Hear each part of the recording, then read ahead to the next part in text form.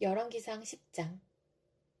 스바 여왕이 주님의 이름 때문에 유명해진 솔로몬의 명성을 듣고서 여러 가지 어려운 질문으로 시험해 보려고 솔로몬을 찾아왔다.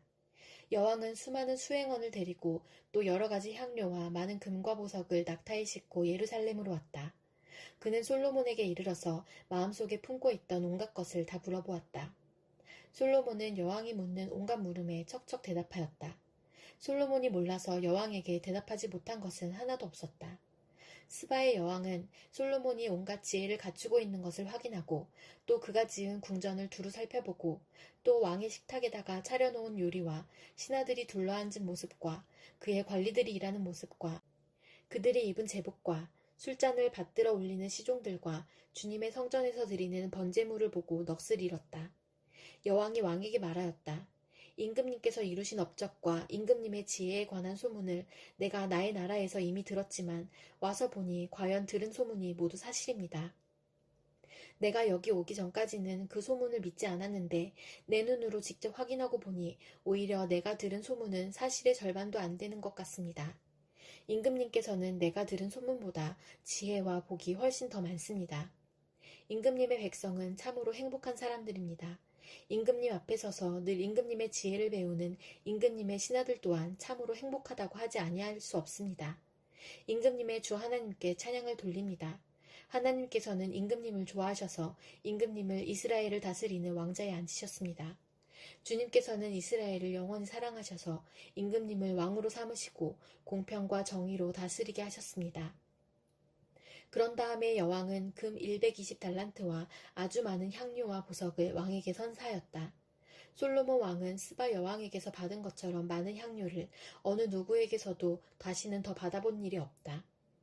오빌에서부터 금을 싣고 온 히람의 배들은 대단히 많은 백단목과 보석을 가지고 왔는데 왕은 이 백단목으로 주님의 성전과 왕궁의 계단을 만들고 합장 단원이 쓸 수금과 하프를 만들었다. 이와 같은 백단목은 전에도 들여온 일이 없고 오늘까지도 이런 나무는 본 일이 없다. 솔로몬 왕은 스바의 여왕에게 왕의 관리에 따라 답례물을 준 것 밖에도 그 여왕이 요구하는 대로 가지고 싶어하는 것은 모두 주었다. 여왕은 신하들과 함께 자기 나라로 돌아갔다. 해마다 솔로몬에게 들어오는 금은 그 무게가 666달란트였다. 이 밖에도 상인들로부터 세금으로 들어온 것과 무역업자와의 교역에서 얻는 수입과 아라비아의 모든 왕들과 국내의 지방 장관들이 보내오는 금도 있었다. 솔로몬 왕은 금을 두드려 펴서 입힌 큰 방패를 200개나 만들었는데 방패 하나에 들어간 금만 하여도 600세겔이나 되었다.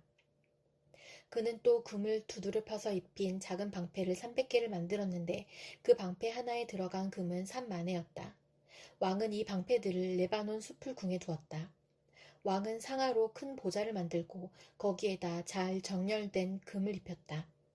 보좌로 오르는 층계에는 계단이 6이 있었으며 보좌의 꼭대기는 뒤가 둥그렇게 되어 있었으며 그 앉는 자리 양쪽에는 팔걸이가 있고 그 팔걸이 양옆에는 각각 사자상이 하나씩 서 있었다.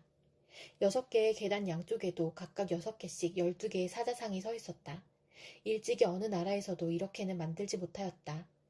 솔로몬 왕이 마시는 데 쓰는 모든 그릇은 금으로 되어 있었고 레바논 숲을 궁에 있는 그릇도 모두 순금이며 은으로 된 것은 하나도 없었다.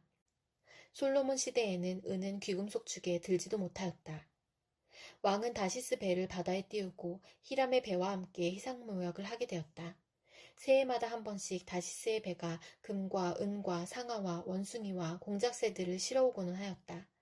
솔로몬 왕은 재산에 있어서나 지혜에 있어서나 이 세상의 그 어느 왕보다 훨씬 뛰어났다. 그래서 온 세계 사람은 모두 솔로몬을 직접 만나서 하나님께서 그의 마음에 넣어주신 지혜의 말을 들으려고 하였다. 그래서 그들은 각각 은그릇과 금그릇과 옷과 갑옷과 향료와 말과 노새를 예물로 가지고 왔는데 해마다 이런 사람의 방문이 그치지 않았다.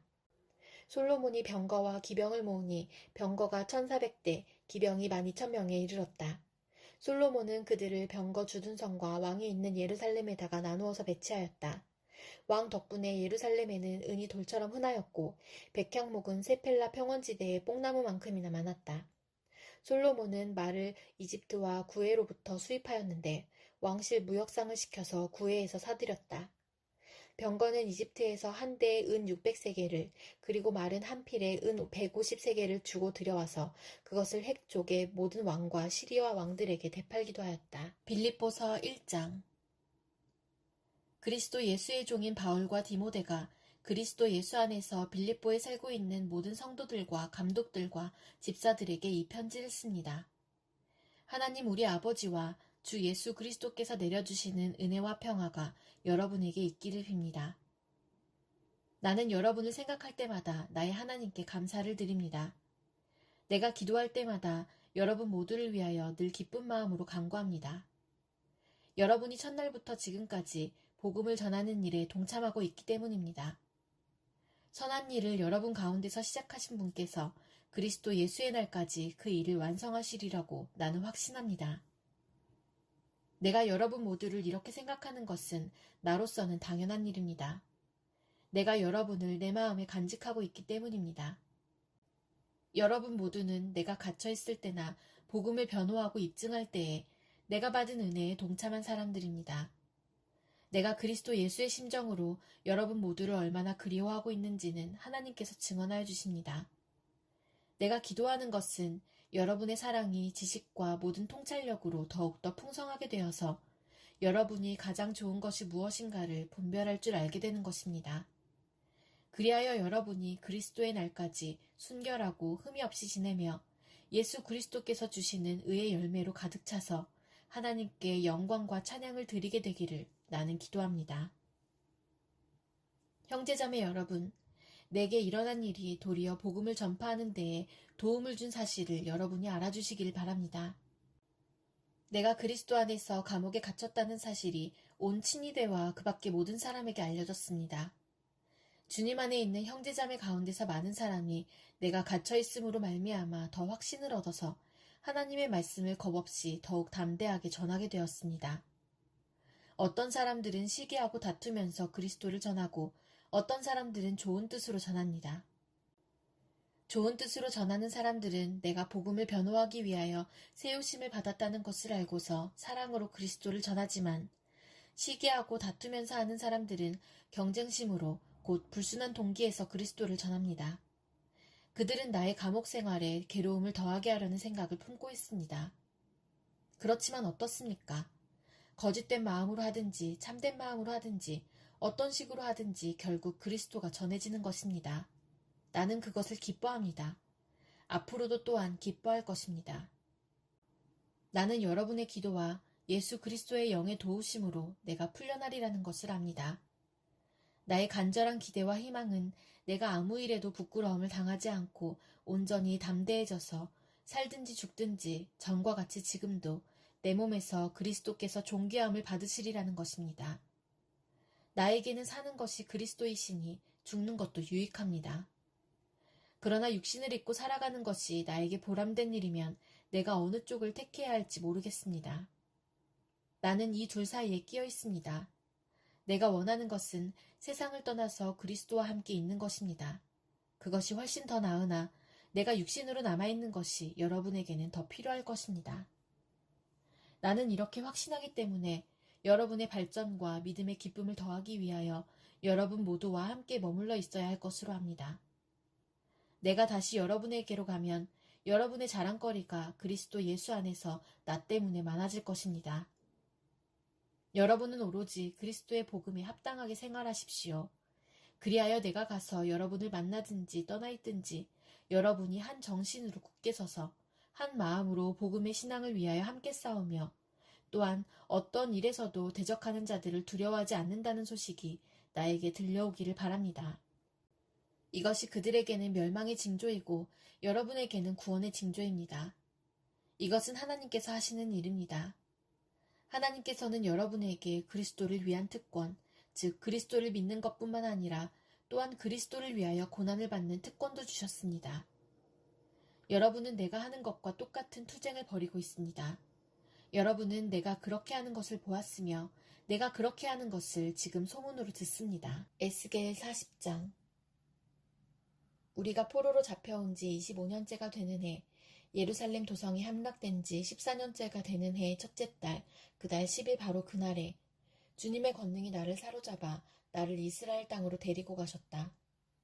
하나님께서 보여주신 환상 속에서 나를 이스라엘 땅으로 데려다가 아주 높은 산 위에 내려놓으셨는데 그 산의 남쪽에는 성읍 비슷한 건축물이 있었다.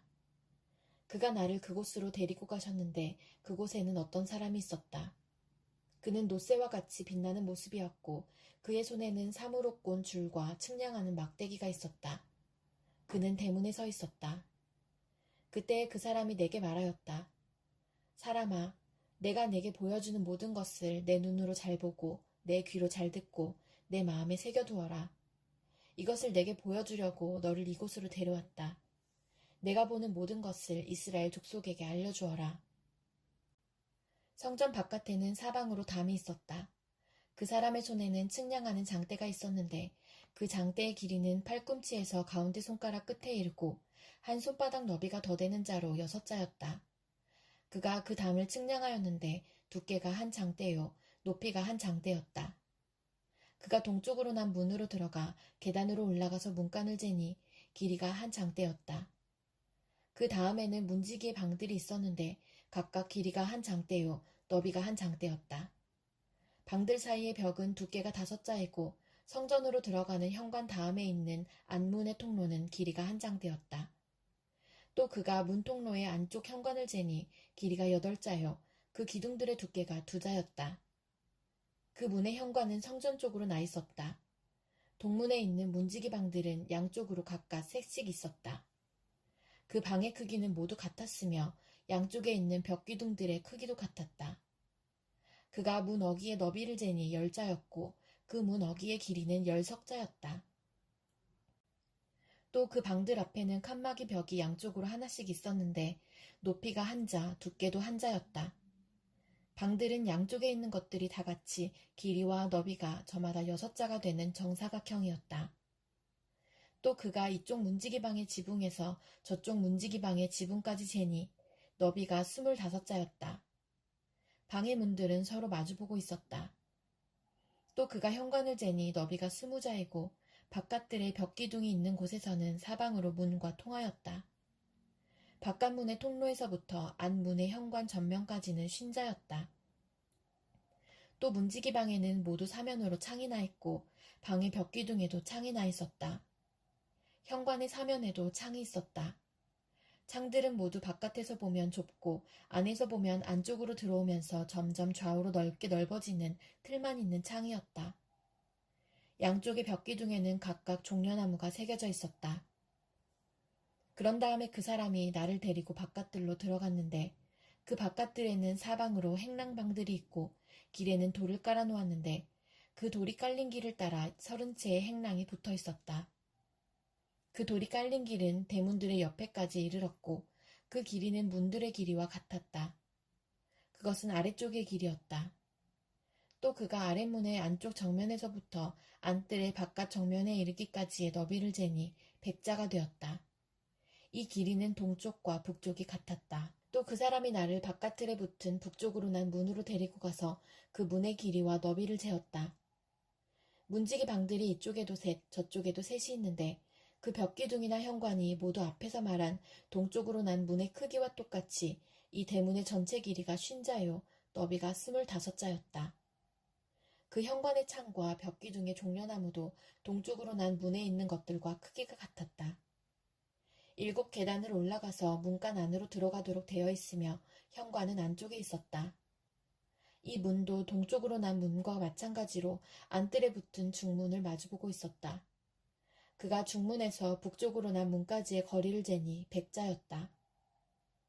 또 그 사람이 나를 데리고 남쪽으로 갔는데 거기에도 남쪽으로 난 문이 있었다. 그가 그 문의 벽기둥과 현관을 재니 크기가 위에서 본 다른 2문과 같았다.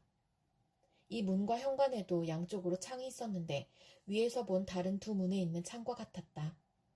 그 문가는 길이는 50자요 너비는 25자였다. 7 계단을 올라서 문으로 들어가도록 되어 있고 현관은 안쪽에 있었다. 양쪽의 벽기둥 위에는 종려나무가 한 그루씩 새겨져 있었다. 안뜰의 남쪽에도 중문이 하나 있었다. 그가 2문 사이의 거리를 재니 100자였다. 또 그 사람이 나를 데리고 남쪽 문을 지나 안뜰로 들어갔다. 그가 남쪽 문을 재니 크기가 다른 문들과 같았다.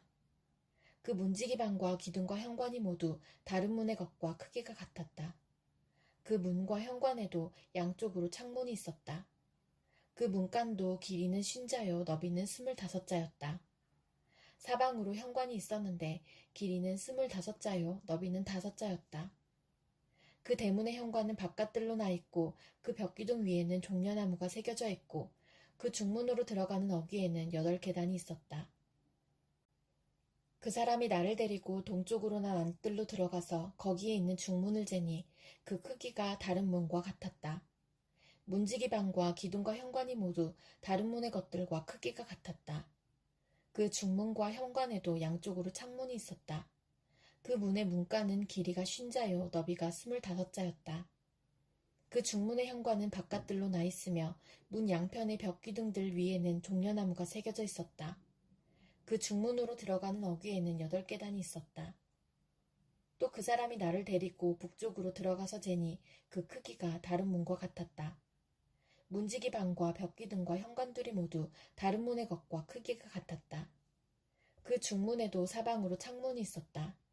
이 문간의 길이는 50자요 너비도 25자였다.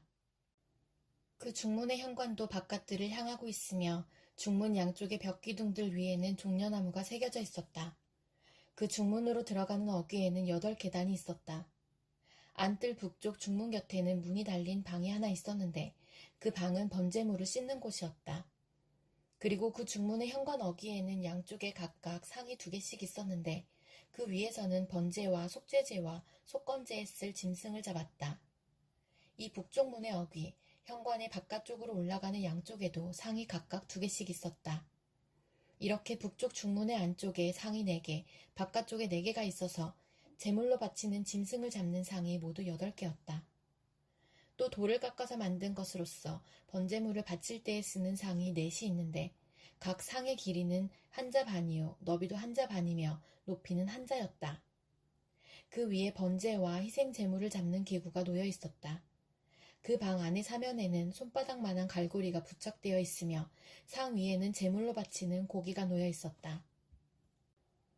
또 안뜰의 바깥쪽에는 방 2개가 있는데 하나는 북쪽 중문의 한쪽 모퉁이 벽 곁에 있어서 남쪽을 향해 있고 다른 하나는 남쪽 중문의 한쪽 모퉁이 벽 곁에 있어서 북쪽을 향하여 있었다. 그 사람이 나에게 일러주었다. 남쪽을 향한 이 방은 성전 일을 맡은 제사장들의 방이요 북쪽을 향한 저 방은 제단 일을 맡은 제사장들의 방이다. 그들은 레위 자손 가운데서도 주께 가까이 나아가 섬기는 사독의 자손이다. 그가 또 안뜰을 재니 길이가 100자요 너비도 100자인 정사각형이었다. 제단은 성전 본당 앞에 놓여 있었다. 그 사람이 나를 데리고 성전 현관으로 들어가서 현관 벽기둥들을 재니 양쪽에 있는 것이 각각 두께가 5자였다.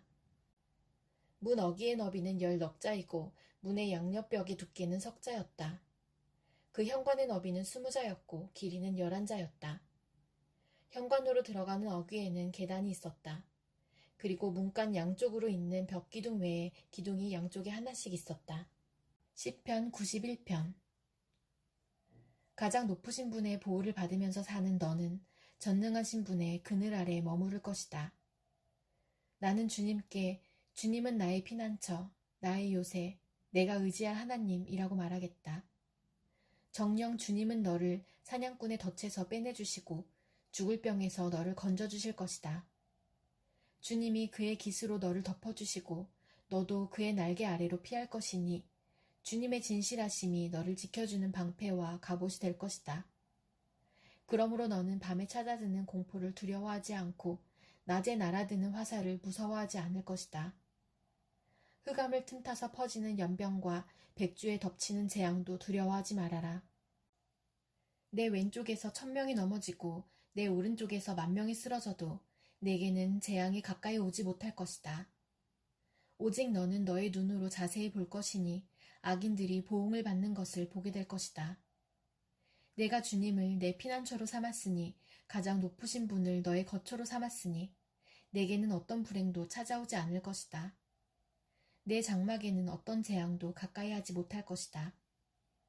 그가 천사들에게 명하셔서 내가 가는 길마다 너를 지키게 하실 것이니 너의 발이 돌뿌리에 부딪히지 않게 천사들이 그들의 손으로 너를 붙들어 줄 것이다. 내가 사자와 독사를 짓밟고 다니며 사자 새끼와 살모사를 짓이기고 다닐 것이다. 하나님께서 말씀하신다. 그가 나를 간절히 사랑하니 내가 그를 건져주겠다. 그가 나의 이름을 알고 있으니 내가 그를 높여주겠다. 그가 나를 부를 때에 내가 응답하고 그가 고난을 받을 때에 내가 그와 함께 있겠다. 내가 그를 건져주고 그를 영화롭게 하겠다. 내가 그를 만족할 만큼 오래 살도록 하고 내 구원을 그에게 보여주겠다.